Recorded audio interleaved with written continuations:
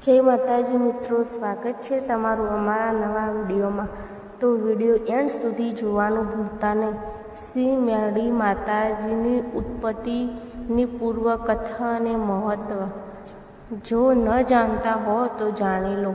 તમને ખબર છે, પ્રથમ જ્યારે મેરડી માતાજી પ્રગટ થયા ત્યારે તેમનું નામ ન હતું। ત્યારે નનામીના નામથી જાણતા, એટલે નામ વગરની માતાજીથી પ્રખ્યાત થયા।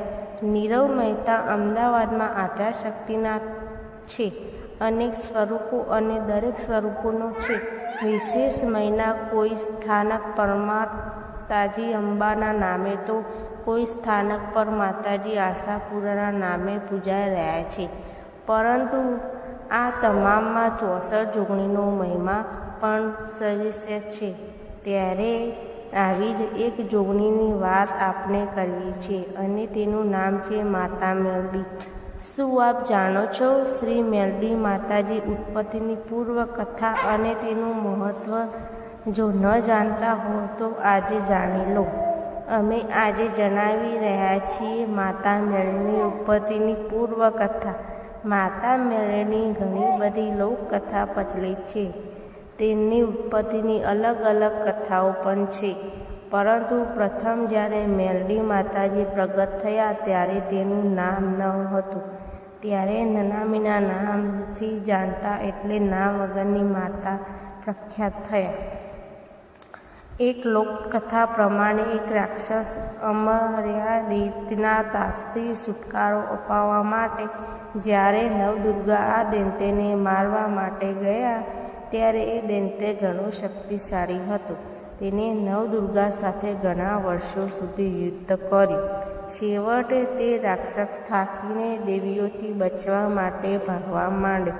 ભાગતા ભાગતા તે પૃથ્વીલોક પર સાયલા ગામમાં સરોવરમાં છુપાઈ ગયો। ત્યારે નવદુર્ગા બહેનોએ સરોવરનું પાણી પીવા લાગ્યા। ત્યારે આ દૈત્ય સરોવર પાસે એક મરી પડેલી ગાયને જોઈ તેમાં જઈને છુપાઈને બેસી ગયો। ત્યારે છેવટે નવદુર્ગાએ ભેગા મળીને આ અમર્યાદિત્યને મારવા માટે એક યુક્તિ વિચારીને એક શક્તિરૂપે દેવીને પ્રગટ કરવાનું વિચાર્યું। તે સમયે નવદુર્ગાએ ભેગા મળીને પોતાના શરીરના અંગમાંથી મેલ ઉતારીને એક નાની પુત્રી બનાવીને તેમાં પ્રથમ પાન પૂર્યા અને તેમને દરેક દેવીઓએ પોતાની શક્તિ પ્રદાન કરીને તેમની શક્તિ રૂપે શસ્ત્ર વિદ્યા આપીને આ અમર્યાદિત્યને મારવા માટે આદેશ આપ્યો। આમ પુત્રીએ નવદુર્ગાના કહેવા મુજબ આ રાક્ષસ જોડે યુદ્ધ કર્યું। આ પુત્રીએ પોતાની શક્તિ દ્વારા દૈત્યને હરાવ્યો। જો કે ત્યારબાદ કહેવાય છે કે નવદુર્ગાને આ દેવીએ પૂછ્યું કે હવે મારે કયું કાર્ય કરવાનું છે?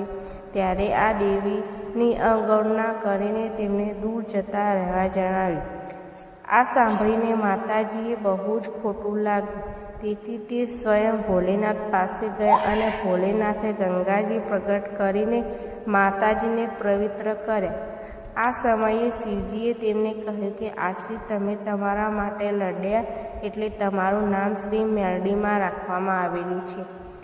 મેરડી એટલે હું પોતાના નામે લડી, જેથી તેનું નામ મેરડીમાં રખાયું હોવાનું લોકવાયક છે।